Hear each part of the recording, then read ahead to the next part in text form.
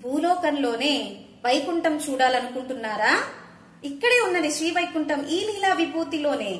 ఏమిటో తెలుసునా? శ్రీవైకుంఠం తిరువరంగం, శ్రీరంగం. ఆ శ్రీరంగంలో 2 తిరుమణ తూణ్గల్ అంటారు. 2 ఆమోద స్తంభాలు ఉంటాయి.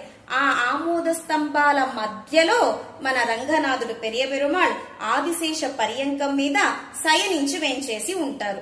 ఇంతకీ ఆ 2 తిరుమణ తూణ్గల్ ఆమోద స్తంభాలు ఏమిటో తెలుసునా?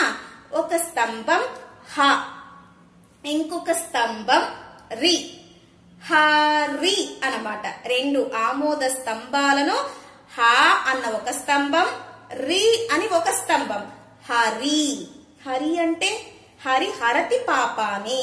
ఒక్కసారి మనము హరి అన్నామా మన పాపాలన్నిటినీ తొలగింపచేస్తాడు పరాత్పరుడు శ్రీమన్నారాయణుడు. కనుక ఇప్పటి వరకు పాపాలకు మనమంటే ఇష్టం.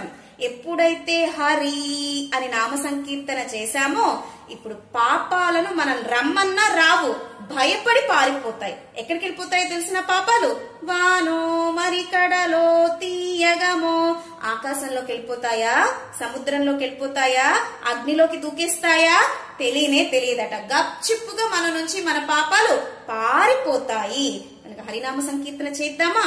తెల్లవారుజామున మనం మేల్కునేటప్పుడు కూడా హరి హరి హరి హరి హరి హరి హరి అని 7 సార్లు హరినామ సంకీర్తన చేస్తూ లెగవాలి. లెగుద్దామా మరి అలాగే?